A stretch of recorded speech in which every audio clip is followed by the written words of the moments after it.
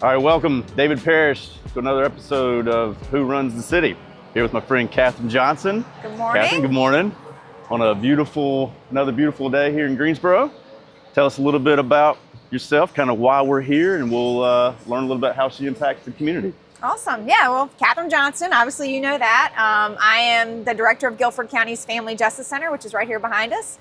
I actually was brought to Greensboro to start this center in 2014 and have been here since then. Awesome. I'm from Roanoke Rapids, North Carolina, so northeast North Carolina. Been in the Triad area now going on 17 years or something like that. So I call this place home, and this is definitely like my second home. Yeah, you spend a lot of time here. We'll talk a little bit about this place and the significance of this place. We're also starting our run here. We're going to run to UNCG. Talk a little bit there too. I know that's where you went to school. Is that right? Yep, that's right. So we'll talk a little bit there. Let's talk about running real quick before we take off.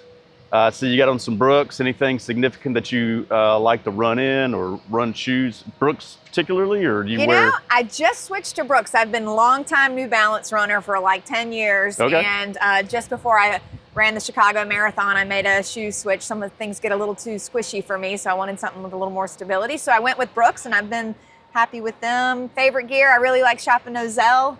Women-owned, women products. I think that's really cool. Awesome. And favorite, probably my go-to is my Coros watch, which is not what most people use. They're Nice. Garmin, but Coros has super long battery, and I can be in the woods and it works, and I can be standing in Greensboro and it works. So let's talk about running real quick. So you said Chicago. How long have you been running? Yeah, I've been running maybe 15 years 15 or years. so. Done 8 or 9 marathons, just finished one a couple of weeks ago. So Chicago, you said Chicago? Yep, Chicago, That's the last- first world class marathon, which was amazing. Nice. That was really cool. Nice. You said trail runs too? Do some trail runs? Last year, I turned 40, and for my 40th birthday, I did a 40-miler. So I did the Greensboro Triple Lakes trail run, which I'd never run. So that was a crazy experience, but also really awesome. That's a lot of trail running. Yeah, it was a lot of trail running. That's a lot. All right. I think we're cool. Let's get our watches going. Yeah, let's do it. We'll run. We'll see which watch is better. Okay, Garmin sounds good. or yours. Sounds good. And then we'll stop up here at UNCG. You All ready? right, let's do it. All right, let's go.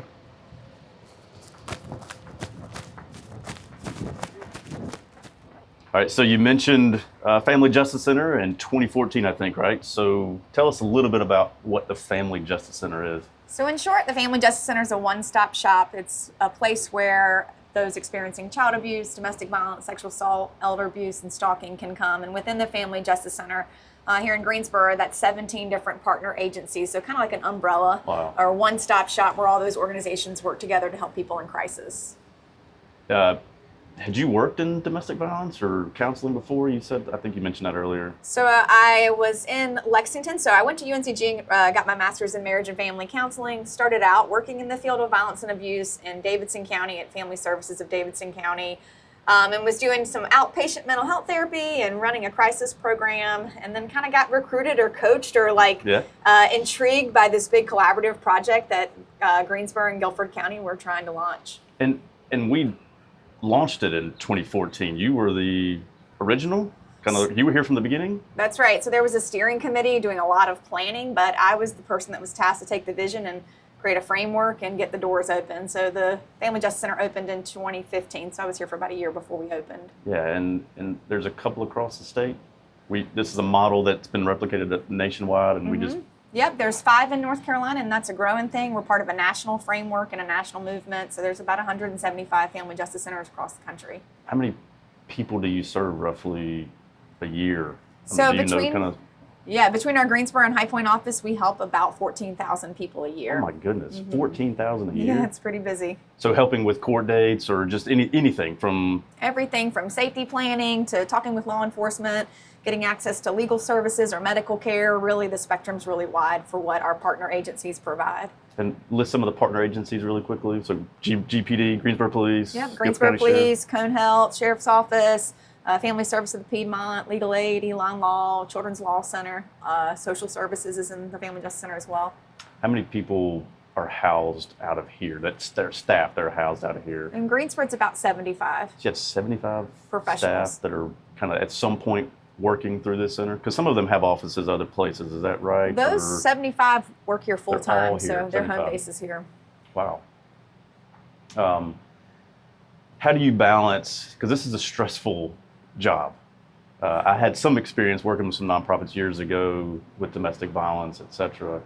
I know it can be stressful. How do you, and also how do you help manage your staff's life outside these walls? Yeah, it's interesting. I ran my first marathon in the year that this place was in planning, and marathon training is very similar to collaborative work. It's long and slow and steady. So that long, slow distance runs really applies to looking at something way beyond what you can see and not that sprint gratification. Yeah. And so I think balancing like wellness and well-being and being outside, and I certainly like fitness, but I love spending time with my family and woods hiking. And I really advocate for my team. And actually we've done quite a few runs or startup runs, like people who've gone couch to 5K, that we really foster that within the Family Justice Center. Actually a big group of us ran the Marine Corps Marathon a couple of years ago. And it's cool to run with cops and firemen and advocates and everybody all together. Where'd you do the Marine Corps? We did the Marine Corps in 2018. In 2018. Yeah. How many went? From here, we had, there was 8 of us. 8 of you. That's awesome. Okay, so yeah, you have 75 staff. You try to balance, you're not only your own mental health and your own well-being, but then theirs as well. And it's interesting. So here at this office, I have 8 people that report directly to me. The remaining report to someone else, but it's my job and the job of my team to kind of foster the collaborative work environment. So it's an interesting kind of structure of supervision that is a gray line because I'm not really in charge of them, but I want to motivate them and have us working together and be aligned towards shared goals. And that's what's unique about this. That's right. Is while there's 75 people here, it's all those agencies you mentioned, they work for somebody else. That's right. But they're sacrificing, they're collaborating for the better good of all. They come through these doors, right? That's right. That's right. How many kids you got? 2? Yep. 2 kids? Yeah. High schoolers now? No, not yet. Middle school. I'm living that middle school life. Running is an essential skill when you've got to... Tell us, how about something that people don't know about you or your family? Say that again?